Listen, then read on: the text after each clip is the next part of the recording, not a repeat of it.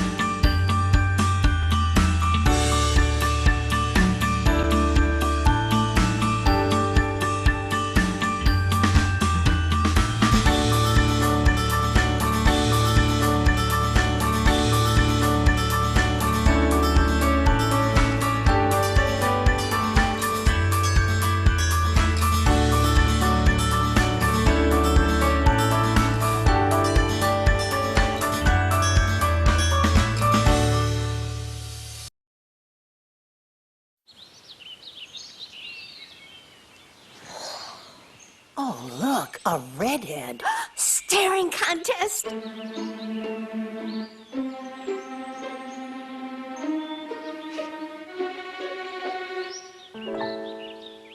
You still got it. I know. Come alive with the forest. The dad was cute. You were looking right at us. Visit discovertheforest.org to find a forest near you. My new dad teaches me all kinds of stuff. I wouldn't use this one. He helps me with my decision making. Ever. And he's even teaching me how to drive.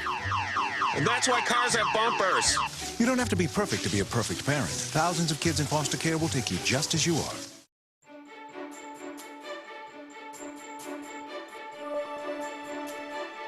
We start today's show with a look at how students can catch back up through the Virtual Schools Credit Recovery Program. Let's learn about credit recovery.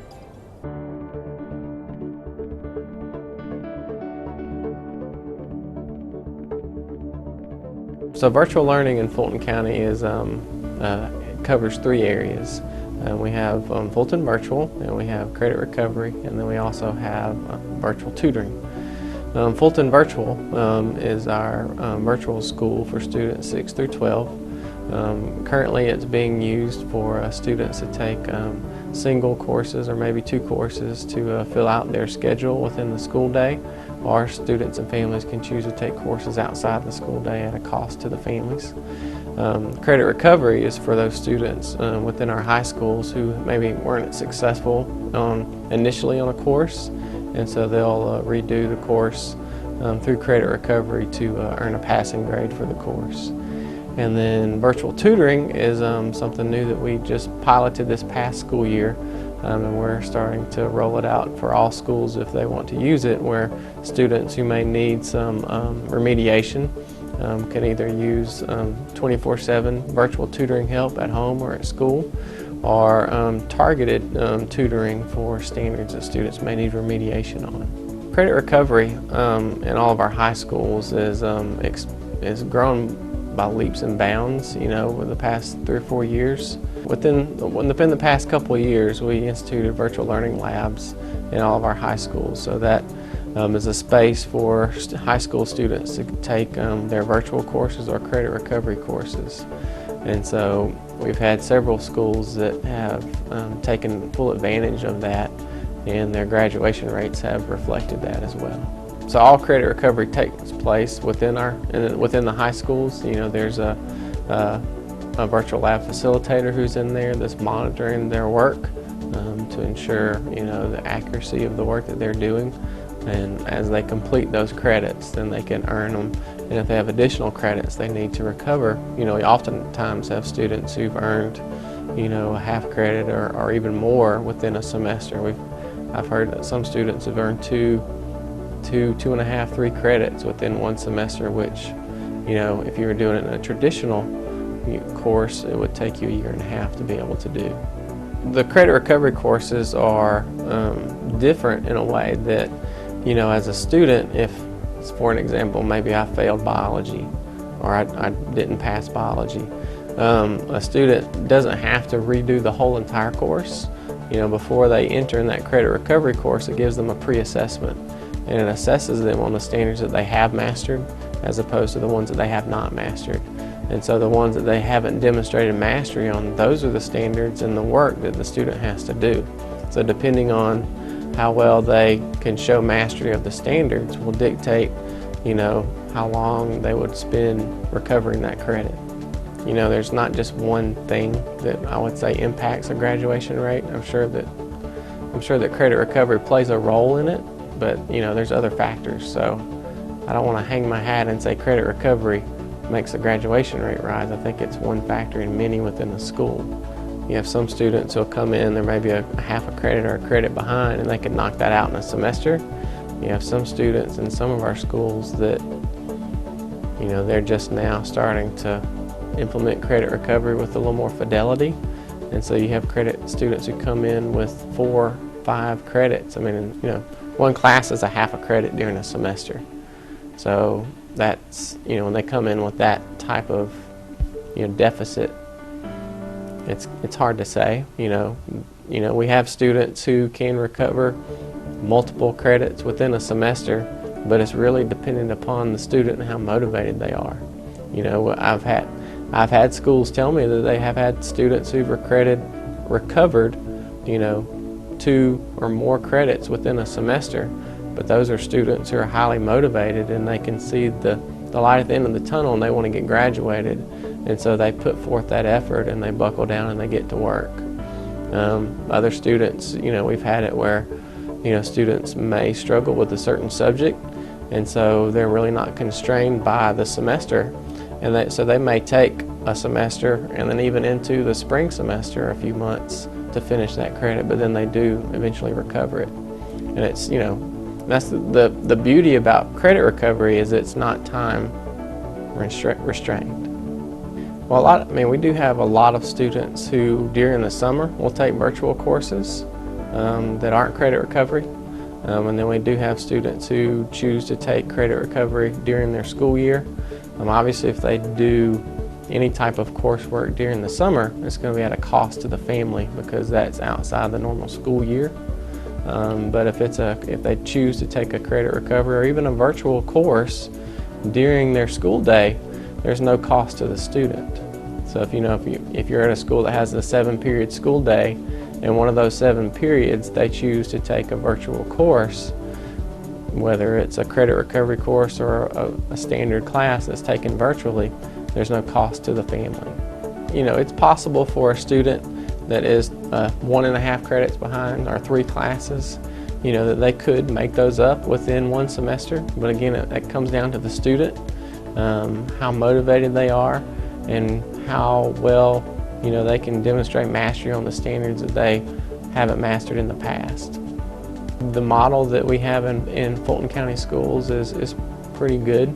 We have, just having that access of the virtual labs within our high schools, that they can get this work during the school day, or even some schools that use this as an after-school program. It's an experience that not a lot of students have in a lot of other school systems. And so to be able to have this opportunity, a lot of students need to take advantage of that so that they can graduate. So, if you have a student who has fallen behind in their high school academic career and hasn't been as successful as you would like, you would definitely want to get, your student and yourself, in contact with the counseling office within your high school and just inquire about credit recovery and how your student can, start to be able to take some of those courses to recover their credit so they can graduate with their cohort of students. What a great program for students who sometimes fall behind. Now for some trivia. To take advantage of the Virtual Schools program, students will need access to a computer. Speaking of computers, they all have CPUs. What do the letters C, P, and U stand for? Don't go away. We'll be right back with more Beyond the Call.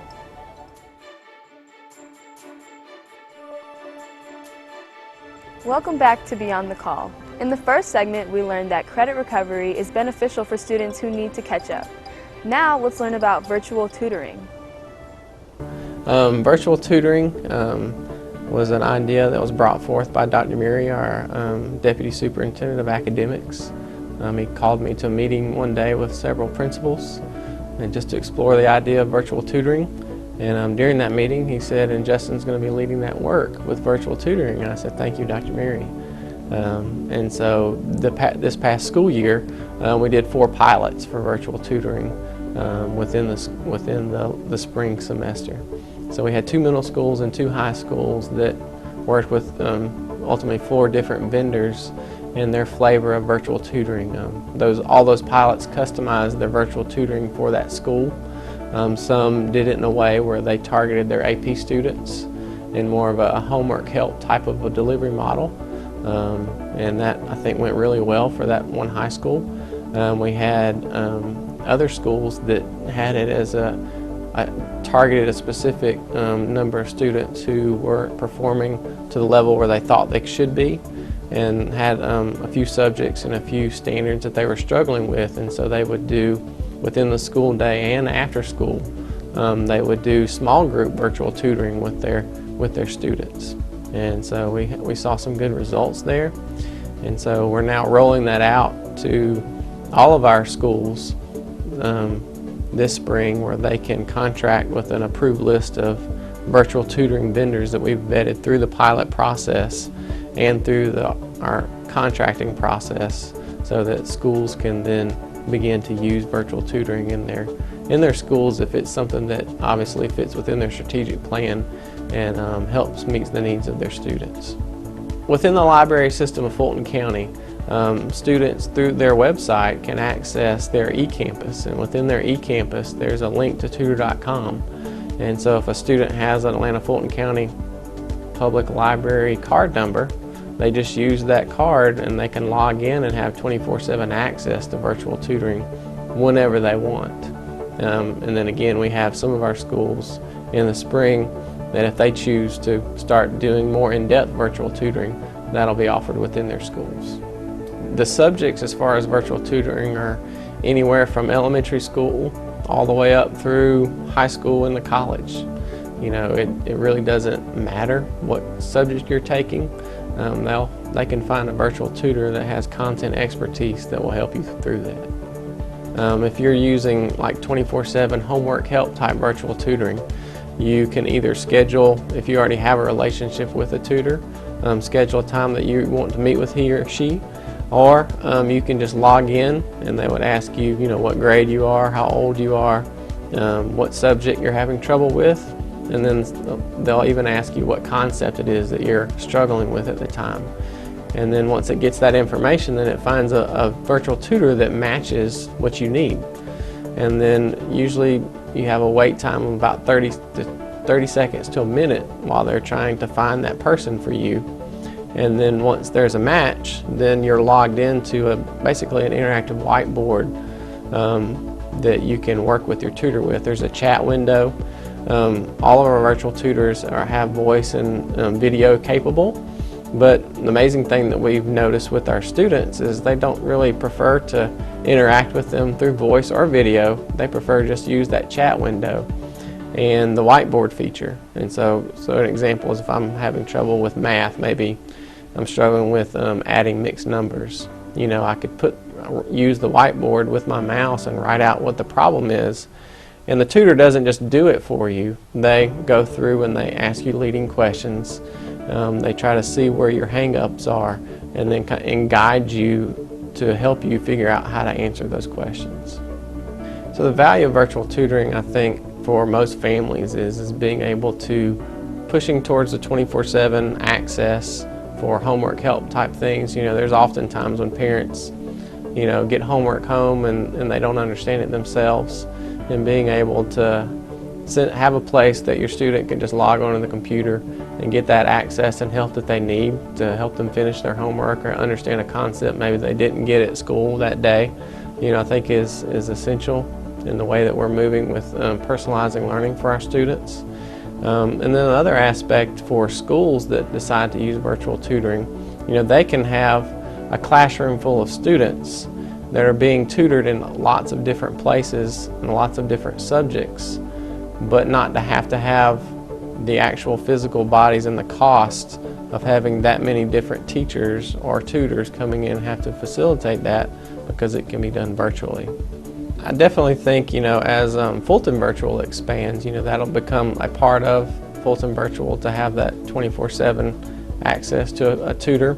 And then even within our schools, as our students begin having more access to devices, that'll be a way within a school day that students can get that help that they may need, doing whatever work that it is that they're doing. And it's just another way that the students can get the one-on-one help that they need to master the standards that they're learning. Virtual tutors, what a fantastic concept. Stay tuned, you're watching Beyond the Call.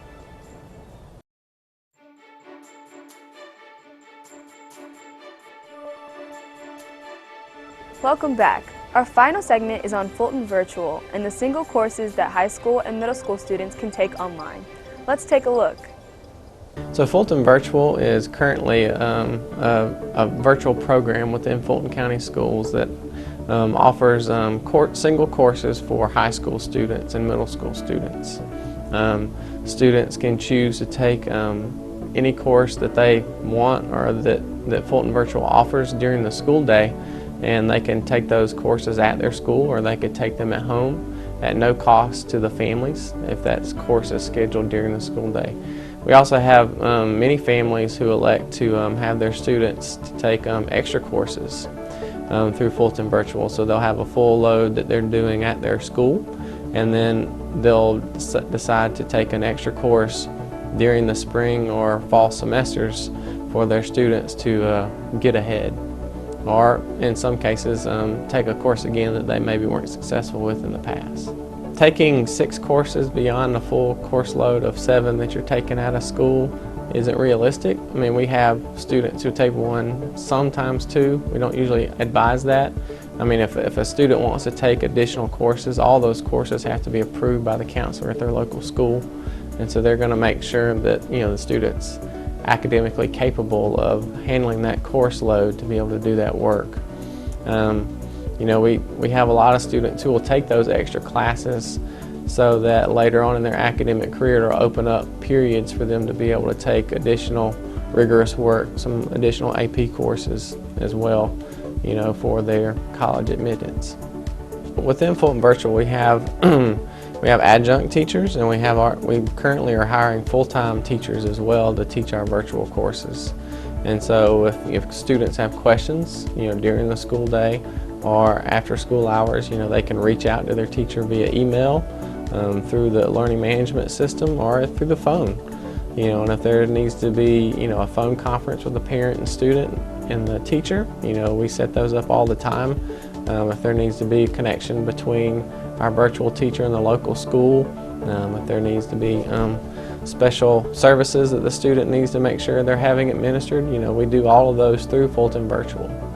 Within the state of Georgia, in 2012, we had a law that was passed. It was called Senate Bill 289. And basically what Senate Bill 289 states is any student in grades 3 through 12 can take any of their courses virtually during the school day. Obviously, they would have to make those requests during the drop-add period or before school started.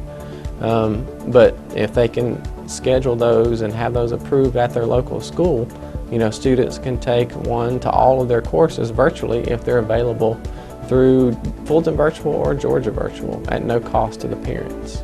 And so we have students now who decide to take 4 classes. Maybe they'll do their 4 core academic classes through Fulton Virtual, and then go to their school for maybe their elective courses. So maybe they're at the high school and they really are into ROTC and orchestra. So they'll take their courses virtually, the academic courses virtually, but then go to the school for those extracurricular activities that they like. And since they're still members of their local high school, they can participate in those extracurricular activities as well, like cheerleading or football or baseball or whatever have you. We have the majority of the standard core academic classes, and then we have, we're expanding into some AP Lit courses and some AP World History courses, and then in the fall we'll start offering additional foreign languages, Latin being one of them, to offer to our students. And we also offer American Sign Language, which is not offered in any of our schools currently. Our new tagline for Fulton Virtual for the upcoming school year is anytime, any place, any pace. And so the way that we're moving towards any time is, if a student is taking classes virtually with us, they can work on those courses at any time of the day. If you prefer to work in the evenings, then that's available for you. Any place, if they wanted to take it at their home school, they could, or if they wanted to do that work at home, they can do that as well. We have students who do tennis, equestrian events, and they travel a lot, and so it gives them an opportunity to be able to take those courses with them wherever they go, as long as they have internet access and a device. And then any pace, we're moving towards not being constrained by the semester timetable. So if we have students who are looking at their coursework and they say, well, I don't really need 16 weeks to complete this course, I feel like I could get it done in 10 weeks, then we'll work with you and set goals so that you can complete that course in 10 weeks so that you can then begin start taking another course. The courses, as far as academic rigor and how it appears on their transcript, is no different than it would be if you were taking it at a face-to-face school. And so, if they earn an A, then that A is on their transcript. If they earn a D, that D is on their transcript, and it will be there. As Fulton Virtual expands, it's not just going to be virtual learning per se, where it's 100% online and you never actually do anything face-to-face. We're moving towards more of a blended model. And so what that may look like as we expand is we may have campuses on the north and the south. And so as a student decides they want to take virtual classes with us, they'll have an opportunity, if they so choose, to come to a campus on occasion to do more project-based learning, to show mastery of their learning in different ways. But then also, we'll also have those places for our virtual teachers to be, and to be able to offer that small group setting for support for our students. So if we have students who maybe they're taking that freshman math that a lot of our students do struggle with, our teachers can say, well, Johnny, you need to come in on Tuesday at 10 o'clock and we're going to do a small group workshop on this particular standard that you're struggling with. That way, as students, they're not just left out in the dark, in virtual land, and they don't feel like they're interacting with their students, with their teachers. And so it gives it a more intimate setting, and it also gives them that more one-on-one support that they need. If parents or students would like to find out more information or register for classes with Fulton Virtual, just go to our Fulton County Schools website and look under the schools menu, and you'll see a link for Fulton Virtual there. What a great program! To learn more about virtual schools, visit www.fultonschools.org. That's all for today. We'll see you right here next time as we continue to go beyond the call.